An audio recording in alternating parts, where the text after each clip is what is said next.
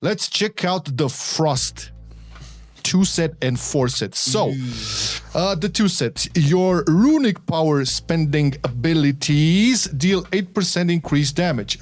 Ooh, okay. Tell me you want me to play Breath of Sindragosa without you telling me you want me to play Breath of Sindragosa. That's basically what this 2 piece is. Man, they're really... Okay, so 4 set, consuming runic power has a chance to increase your strength by 10% for 8 seconds. This is so Breath. So they've done really a lot of work. See, I don't like this. Yeah, this is a problem. So this you know you have like the 2 main options for obliterate and breath. And you're basically creating a system, an ultimate system for your spec where you cannot take obliteration. Why would you take obliteration with this tier set? Now with the current version of Frost, I don't think, because they've also done a lot of work into making Frost Strike kind of feel impactful with the new capstones, which that would be a great change to the playstyle, but I would imagine if you ever ended up in that kind of a playstyle, you would still have obliteration. It was just that Frost Strike would probably matter a little bit more, maybe a little bit more than the Rhyme procs during your obliteration window, which would make this tier set, let's say, a little bit more versatile, but I feel like the uptime on runic consumption with Breath cannot be overstated, and I don't think it matches even just using Frost Strike. They just put themselves into this corner with Breath of Sindragosa. I mean, after this many years, I don't know, man. It's a cool concept. I get it, but they keep on struggling. Yeah. They either have to like really push it to play it to be viable, because it's just tedious. I mean, listen, if you love Breath of Sindragosa, this tier set is killer. Depending on the proc chance of your 4 set, because 10% strength is giga good. That's a lot of... That's like the best source of damage proc that you're probably going to have in Season 1 for any spec. It's a lot of strength, but also, you know, the tuning can... That's what I'm saying. So this tier set, for people who love Breath, that's absolutely fine. But there's a whole tree of talents there. That like does not really work with Breath, I don't think. Yeah, so you're not gonna use Frost Strike during Breath. So then if you ever take the Frost Strike capsules, then that's it. Unless they're still not done with the Frost DK rework, because I was kind of hoping that they would address Breath a little bit more before they finish the rework. So, yeah, it could be. There could be something there. So far, yeah. Okay. We have to rank it a little bit. I will not give this a pass because it just forces you to play Breath, and it's stupid because there's a lot of obliteration stuff over there and a lot of nodes that would just basically make them unworthy to take because you cannot. So listen, you're a Breath of Sindragosa fan. This is a blast. This is a pass 100%. If you're not a Breath of Sindragosa fan, which you play Unholy, that's what. Yeah, what are you gonna do, man? This is crazy, right? So for me, because it's so restrictive, I'm not gonna give it a pass. Yeah, I agree. Although I love Breath, and if I would main DK and main Frost, I would have no problem playing with this and playing Breath. I just know that content design for Breath is a little bit sketchy, where you have to jump a lot of hoops to actually make Breath work, and that's not fun for everybody. So I get it now. No, it's no bueno. No se puedo. All right, let's move on to the Unholy Dead Knight set. Okay, this is particularly interesting for me because I'm planning on maining Unholy Dead Knight even further. Spoiler alert, we're definitely not going to have a video talking about this. We didn't take a decision, all right? It's going to be a nice filter. I haven't played Unholy in a while, and I do want to ask you before you actually tell your opinion about this, and you can answer by actually reading it. What do you think of it? Because this sounds, as a Unholy player that hasn't played Unholy in a couple of patches, this sounds like a big banger. I don't know. Okay, I haven't read any of this. Is the first time reading. Okay. Oh, really? Yeah, okay. Let's say first time reactions. Let's go. Yeah. So okay, the 2 set. Your minions deal 8% increased damage. Just exciting. Flat out, yeah. This is incredible. That is whatever, but I mean that's half of your mastery, right? Mastery increases shadow damage and minion damage, right? So I mean, okay, it's fine, whatever. 2 set, I was expecting a bit more, but fuck it. Well, all right, check the 4 set. All right, when you summon a minion, your haste is increased by 2% up to 8% for 8 seconds. Wow. Yeah. Okay, this is interesting. Think about it. You get a fat chunk of 8% haste at the beginning of a tier where you don't have that. It's not like now where you have like 35 or 40% haste. Yeah. To those levels. This is interesting. It's gonna be like if the stats remain the same, and I don't know if because right now haste is good, but like mastery is where it's at. Yeah. Right? So well, you can, that's the thing, because you can like stack mastery and you just get haste from this. But is this like up to 8%? 8% is like the final cap, or does it it's go like beyond 4 minions. It's like APOC, army, and then you still have the talent. Then when you consume certain dude, yeah, but army has like 1 million of. Yeah, this is the question. So that's what I thought, man. What about you just get 20 haste up to like summon 10 dudes or whatever? That's what I'm saying. Because if we're gonna have like 12 pets out, it does say up to 8%. So this sounds like this is the max. Whatever, how many pets you have, if you get the 8%. That would have been so cool if it would. Yeah, that's the army plus. That's APOC? the missed opportunity. Give me that bombastic. I think they could do that at the end of a tier, at the end of an expansion, because I feel like at the beginning they probably want to keep it a little bit safe. I get they want to go for the safe route with this one, and that's absolutely fine. I just feel like this is a big missed opportunity to like really stick it out there and not cap it at 8%. Maybe it would degenerate because we don't really know the other items we're gonna have, or well, we know a couple of them, but we haven't really got the chance to test them, especially in the raid environment. You mean another puzzle box, huh? Yeah. You're thinking about another puzzle box. That, I'm not saying anything because that was degenerate. Regardless, I cannot not stress it that this would have been one of the coolest things they could have ever done, because okay, it's not really gameplay altering, but it's just good feeling, right? Yes, it's that concept that you feel like you're not limited, you're not shackled down by arbitrary breakpoints or any limitations like that. The same thing that was with Destro Warlock rework, where they kind of capped the infinite AoE scaling, which is something that only like 0.1% of players would ever achieve. But it was always nice to know that it's there, that you can actually go like, oh my god, I know that if I just have 20 pets, I just get 40% haste, which is ridiculous. Sir. Yes. I'm passing it. It's good. It's my favorite DK tier set so far. Let's check out the Demon Hunter tier sets, everyone. Starting it off with Havoc. Okay, Blade Dance. So this is the 2-piece, okay? Blade Dance deal 20% increased damage. This is so complicated. I don't know how we're gonna grab this Demon Hunter. It's my favorite thing ever since I've ever heard things with my ears. All right, so I think we can agree at this point that 2 sets is gonna be probably very nothing. Bland. Yeah, super boring. All right, let's check out the 4-piece for Havoc. Chaos Strike deals 20% increased damage and has a 25% chance to reset the cooldown of Blade Dance.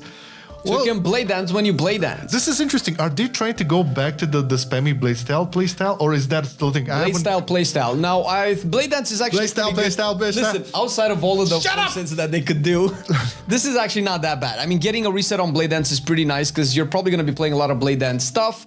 It doesn't really have any impact with your hero talents, which is a good thing because you don't really want to feel like you're shoehorned into like one particular hero talent. The 2 set is whatever. It's 20% more damage. You're clearly going to be playing a lot of blade dance stuff, like First Blood and all of that stuff with the bleed from the blade dance, and that's something that you've played before. It makes it more entry-level friendly. Yeah, that's what I'm asking. Is this basically, because I remember, like, at least for Dragonflight, you wouldn't play that much like blade dance spamminess. You haven't really played since BFA that much. I remember that. I think you also did some in Shadowlands at some point. And you always had blade dance, but I think Shadowlands like have the time you weren't, the problem with blade dance that you probably remember is that it was the best single target ability as an AoE ability back in BFA. And that was just a weird thing. It's still a strong ability, but it's not like it was back then. And I think it's fine. It's not particularly amazing considering that you're going from something that Blade Dance throws throw glaives, and throw glaives reset the cooldown of the hunt, which would shorten the cooldown of the hunt, and that was a pretty cool concept. You're kind of having that through the Spectre rework to begin with, so it's not that bad. I think it's okay. Yeah, are we gonna pass this one? It's a pass. Yeah, Flame says it's a pass. It's gonna be a pass. I don't really fuck with Demon Hunters anymore, but okay, it's cool. We're gonna pass it. Okay, let's move on to Feral Druid. 2-piece. Tiger's Fury increases your chance to critically strike for 10 seconds, starting at 6% and increasing by 1% every 2 seconds. This is interesting. This is actually not a here's more damage. Well, it is more damage at the end of the day translated, but again... Does this mean you want to cast Rip at the end of Tiger's Fury to benefit from the most amount of crit in your snapshot? Because that's how I hear it, and that is degenerate as fuck.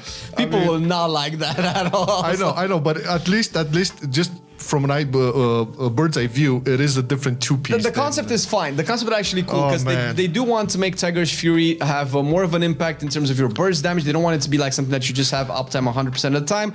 I don't know how much this would impact the actual snapshotting mechanic, which is still only really happening with Tiger's Fury and Blood Talents. But it does feel like that's how it is. I don't know if it matters that much where you would deliberately override rips, because that's a degenerate deliberately or unilaterally? Unilaterally. Let's read the 4-piece, okay? So, critical strikes with your combo point generating abilities increase the direct damage of your next Ferocious Bite and Rampant Ferocity or Primal Wrath by 15%, stacking up to 3 times. 45%. Okay, so this is I think this is pretty cool overall, man. Because you get increased crit strike from Tiger's Fury. Okay, so you bumping up the importance of that. Listen, I made Feral. Tiger's Fury was fine. It was just like slice and dice for rogues. It was just keep it there. All right, so the fact that they're doing this and they basically bump in the crit, that's very interesting. However, this kind of ties in really nice with the, this is cool. This is the combo point generating abilities. So it kind of like synergizes first with the Tiger's Fury crit increase, then you spam. Your rotation involves like generating combo points, and then those combo points will be consumed by Ferocious Bite, Primal Rights, blah blah blah, with a increased damage of a total of 45%. I think this is really good, man. This is actually just gonna make Feral feel way better overall on paper, right? Depends on how it functions under the hood. But you're basically doing good generators. You're probably gonna stack a lot of crit, and then the payoff of the finish is just way better. And I like it that it doesn't necessarily affect Rip, because whenever they do dot stuff, it usually has a tendency to kind of not work properly. And I like bites. I know 99% of the Ferals kind of want to go away from bites and they want their bleeds back. But this is probably the safest way to do a finisher tier set. Yeah, going into with new talent. I'm okay with it, man. Yeah. I'm okay with it. And again, it's not only Ferocious Bite. Like, I don't think they're ever gonna get rid of Ferocious Bite.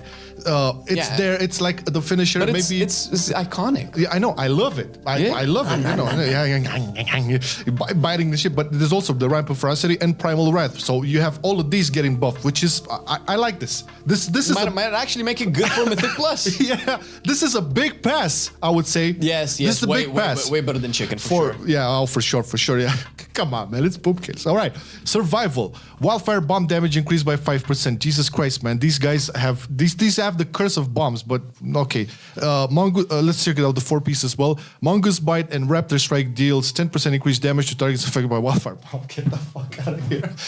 Are they doing bombs like since when are they doing like BFA bombs and bombs and bombs and bombs and bombs all the bombs It's like you said, it depends on how the rework is, although I would be surprised if the rework bombs, man. I think it's enough already. It's enough. Listen, enough with the bombs. Okay, I know there's a lot of like, I used to play survival. Believe it or not, I started PvEing on the survival hunter back in BFA. Flame knows. That's when I was a virgin still. Say it now, motherfucker. Say it again. Look at the nice folk watching the stream and say it again. But survival is a spec that is very near and dear to our hearts. Yeah, for sure. And I think I loved it in BFA. I think you loved it. When was it? In Shadowlands, you made it. Kind of always love it. Yeah, it's like that father that's disappointed with the child. It's like, I still love you, but I'm disappointed. Enough already with the goddamn bombs, man. Don't you guys have any other ideas for this spec? It's like all the goddamn time, all you do is something regarding with the bombs. Because it doesn't necessarily have anything else in the talent series going for it, which is why we need a rework bad. So it might feel better next week once we know exactly what survival is looking at in the world.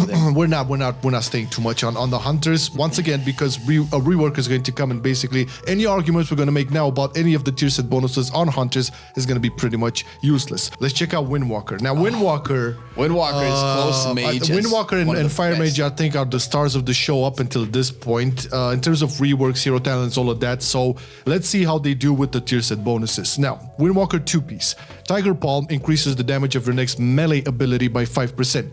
Now, this I like more than the flat out, you take increased damage for this ability. The fact that Tiger Palm increases of your next melee ability, this includes a lot of other abilities. Does this mean you're gonna use Tiger Palm every other global? Well, I think so, yes. Do they still have the mastery where you have to like always switch between? Yeah, but so use Palm, you use Tiger Palm, another ability, Tiger Palm, another ability. 5% isn't that big. You're definitely gonna want to use it on stuff like maybe Fist of Fury and Sun King. Well, it's still 5% for every other ability. So, but I mean, you can potentially talk about some gameplay altering situation here. It implies you actually using your global slightly different, or at least making them matter. Okay, let's check out the 4-piece though. So, Windwalker 4-piece, your other melee abilities increase the damage of your next Tiger Palm by 25%, stacking up to 6 times. Holy moly! Mathematicians. So this is a lot. So you're gonna have Tiger Palm hitting you're definitely going to use Tiger Palm every other global. This is it. I don't know if you're going to get to like full 6 stacks unless that 5% is so negligible that you probably don't want to use Tiger Palm. And I think you might run out of energy if you do that. Probably. You if think you so? use it every other global. Let me finish this. So 15% of Tiger's Palm damage is dealt onto nearby enemies, reduced beyond 5 targets. Tiger Palm does very little damage. I know, but they're buffing it to this, so they're stacking this to 6%. Okay, so you're gonna use Tiger Palm to increase the melee abilities by 5%. Then all of the other abilities you're going to use are gonna stack Tiger's Palm damage. Okay, here's where I'll meet you halfway. The concept is really cool. I really like Tiger Palm being an interesting because you're just. Dude, this is basically gonna be 150% Tiger Palm damage. If you go to the full stack. If they if they tune Tiger Palm to be a legit, because they did add a bunch of talents that affect Tiger Palm and how you want to press it and use it in your rotation, and that's great. But it would also have to matter, right? Because you're equipping it. This is how you're gonna be a Windwalker, right? Picture this, and you're equipping your tier set. It's like now my Tiger Palm is gonna slap, right? Yeah. Slap that shit. It has to slap, right? Otherwise, you're like, oh my God. It will slap. I guess I just have another epic and not really a tier piece. So that's very important. It will slap. I would like to say this is yet again another tier set, at least the 4-piece, where I really dig what's happening. So again, some cool ass mechanics, abilities buffing other abilities, stacking up to multiplicative stuff, and also you have a percentage of that big ass damage being cleaved to other enemies. Really cool. Now this, I am 100% positive they want to make Tiger Palm matter more. They wouldn't put cleave into it. Like well, they wouldn't want have it to to be now in if it stays like this. But we all know that Windwalker has been a hit and miss with the tier sets. I mean, just recently they had to readdress how all attacks work just to make a tier set work. Yeah. So I would expect maybe this is a hint that Tiger Palm is gonna get some buffs. But good pass. I would say good pass for Windwalker. Sure. I don't want to hear it. I like the Why concept. aren't you excited? Why aren't you excited, man? This Tiger Palm is just like my mom trying to hit me. Okay, let's check out the Retribution. So 2-piece for Retribution. Blade of Justice damage increased by 15% and Wake of Ashes damage increased by 10%. Complicated for all Ret Paladins, I know. 4-set. Wake of Ashes increases your damage done by 10% for 8 seconds. Wow, this is so boring. This is it? Well, I mean, the thing is, you're probably going to want to play this with the new, Radiant Glory. When you press Wake of Ashes, you get 8 seconds of wings, and you stack this on top of those 8 seconds of wings, so your burst windows are just going to be... This kind of feels like they will force you into Radiant Glory. It is that type of situation where you would think, but I'm very disappointed because you already have you simplified the spec enough. So Ret Paladin is a beautiful spec to play. I'm like a beautiful... how can I call Ret Paladin? Yeah, it's like brilliant, but I've mained Ret Paladin for the majority of WoW. The majority of time I played WoW. It was the first time after the remake that I got really bored of it, because it got simplified and it got so streamlined to a point where after you cap out your stats and your gear and whatever in your rotation is basically super easy to get through at least purple parcels or whatever, it gets really boring. There's no more challenge of that. But that's me. I feel like the single most true way you could have addressed that was to a tier set. This tier set is just... It's very simplistic. Okay, so I will be devil's advocate and also meet you halfway. I do feel like this is particularly boring. You won't feel this. Nothing changes how you play Ret Paladin, with the exception of maybe you really wanting to play Radiant Glory to get those, not have wings as a button, but just have it with Wake of Ashes. And when you do have it with Wake of Ashes, it will just explode, and that just feels way better, considering that if you do get wings through Wake of Ashes, it's not that big of an impact as you would if it just be a separate cooldown. But with this tier set, it's going to be more impactful. So yay, but it doesn't really, you don't change it. It's not, you won't even feel like you're wearing a tier set. You just have more damage. That's how it feels like. That's the thing. That's what I'm trying to say here. You could make all of this, all of your argument could be made with a little bit more intricacy. Okay, this just sounds like it's flat damage all across the board. Okay, you make some shit more impactful and that's it, but nothing changes into it. And I feel Ret Paladins really do need some variety in their gameplay options. I personally, I live Ret Paladins to death, always did, always will, but after playing Unholy DK and Outlaw Rogue. Wow, it's but those were my mains after my Ret Paladin. It was like, man, there's such a difference. So many things. But again, this is very biased, very personal. Obviously, because like there are millions of players that are playing Red right now. Fuck it. Okay, we're gonna give it a pass. We're gonna give it a pass. It's Ret Paladin, man. This is one of the coolest classes in the world. We're gonna give it a pass because I like Ret Paladins. We're gonna give it a pass because we're gonna talk about how the tier set looks, and it's not gonna be a pretty. Oh yeah, discussion. that's on. It's only fair that we give it a pass now because. But do you know there's some fires later. There's people who actually like the tier set appearance. Oh boy, are we gonna talk about the rogues? Okay, well, Mr. Assassination main. Let's check out first Assassination with the 2-piece, and we'll carry on from there. When your bleeds deal damage, they have a chance to grant you Vile Tincture for 8 seconds, increasing your poison damage by 1% per stack up to 10 stacks. Vile Tincture, is this something new? This is just the effect of the tier set. I don't think this is anything that. Okay. No, so but this basically increases the poison damage to 10%. Okay, so it's interesting because it starts off with the bleeds, so you're gonna have your Garrotes, you're playing both. You're probably gonna play the Dragon Temper Blades. You're probably gonna play Envenoms. But I like the bouncing off. So bleeds. The concept is good. Assassination has always had problems with tuning, and we've seen this with the 10.2 rework of Assassination, which was killer. I've mained it. It's incredible, but it was doing a lot of damage on beta. It was nerfed and it was never buffed again, and it just ended up at the bottom of the meters because of the tuning. So tuning actually matters for Assassination because it always had really cool buffs. So it comes down to how it ends up when the game goes live. We'll have to keep an eye open on it. Okay, 4-piece for Assassination, while you have 5 or more stacks of Vile Tincture, Garrote, Rupture, and Crimson Tempest deal 10% additional damage. Okay, so it ties in. I like tier sets that make a correlation with each other. Remember our talk about Feral and Tiger's Fury Rip? Yeah, that was cool. Yeah, I don't know yet, but looking at it sounds very it looks very similar. Yeah, it is very similar. How does this impact your bleeds? Will you want to snapshot your bleeds? Because that's something that you have to think about when you play specs like Assassination. Because of that is why they've nerfed Kingsbane, which was degenerate and it was sticking for like millions of damage on 10.2. So it's because. Snapshot is not a big problem, but it becomes a problem when you need weak auras to kind of know when to do it, and that's not something that's fun. But the concept is killer. Like it's the same thing with Mage. Some people really love Rogue. Dude, yeah. This is as a concept, I'll give it a pass because I like the bouncing off, the bleed damage and the poison damage, and also like a really nice circle, like with the 4 set having all of the other things deal damage. Like so. It's really cool that it's a synergistic loop. Yeah, they make a really cool dance between the poison damage and the bleed damage. Obviously, once again, tuning is a different discussion here. We're just kind of like looking at how they're thinking about all of the philosophy and the design behind it. And I really like this for Assassination, to be honest. I'll give it a pass. Give it a pass. Yeah, it's very good. No, I like it too. All right, so let's check out Outlaw 2-piece. Your Sinister Strike, Pistol Shot, and Ambush have a 20% chance to Ethereal Rampage. To deal Ethereal Rampage, to generate Ethereal... What the fuck is Ethereal Rampage?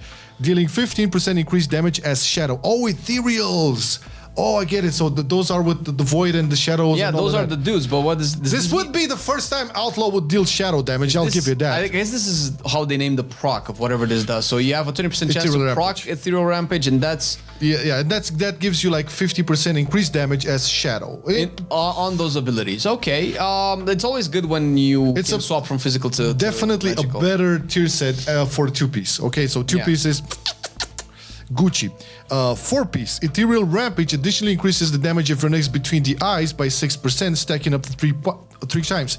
Okay, so are we still playing like between the crack shot and between the eyes? They've moved a bunch of talents on Outlaw, so I don't know how you're going to be playing the same build. Plus, everybody's playing Keep It Rolling now. You might be able to play both with the new talent build from how it looks like the layout, but we'll probably have to wait until we can actually theory craft it a little bit more.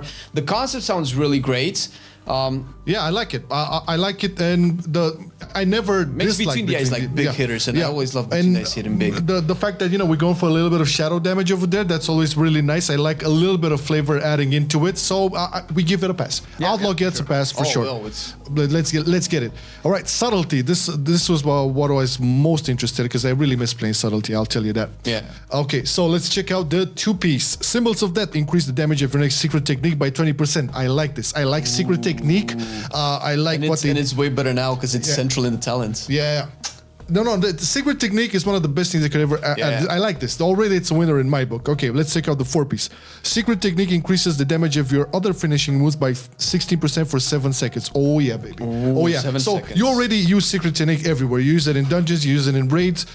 I think you used it last. I didn't play last patch, but you use secret technique. You use it everywhere. Okay. So it's cold blood. It's a beautiful ability, and you already used it in all places. The fact that Symbols of Death, it is like you already press that because it's a nice cooldown for damage increase, but it will increase by 20% your secret technique, and then secret technique will increase the damage of everything, like your. It gives you that 7/7 sequence, so that's gonna be really interesting because.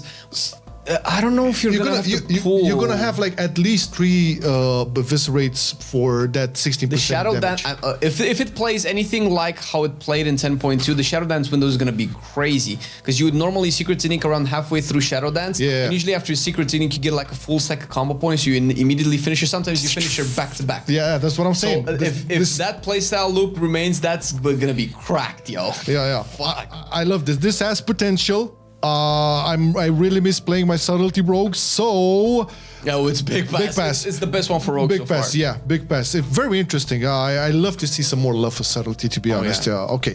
Let's check out enhancement. Okay, 2-piece for enhancement: Storm Strike, Lava Lash, Ice Strike, and Crash Lightning deal 15% increased damage. Okay, pretty good. Again, boring as. 2-piece, as we've seen a lot today. Everything, big bump to the damage. This is a little bit weird. So 4-piece, Feral Spirits lasts 100%. That's a long ass text. What do you mean? Was Feral Spirits like the biggest thing for enhancement? I don't remember. Well, the interaction with the tier set that they've had, I don't know if they still use it in season 4, but the one that they had in season 3 was really cool. There was a gameplay loop between Feral Spirits and Primordial Wave where they would just function off each other. What's weird is that the 2-piece affects a lot of the spells that you never really care about the same way at one time. You either just go Storm Strike builds and you really prioritize Storm Strike, or you go Lava Lash build and you prioritize Lava Lash, and Ice Strike is just pure AoE. Crash Lightning is obviously just pure AoE, so it just feels like a flat damage increase across the board. It doesn't really mean anything in terms of the build. The Feral Spirits lasting 100% longer is just, I feel like it's a terrible 4-piece. It only feels like it has any worth if you play Elemental Spirits to kind of buff any type of elemental damage that you have for longer uptime, but it feels terribly boring. So it might be good because it's just a lot of numbers put into 2 phrases of text, but no pass. No pass on this.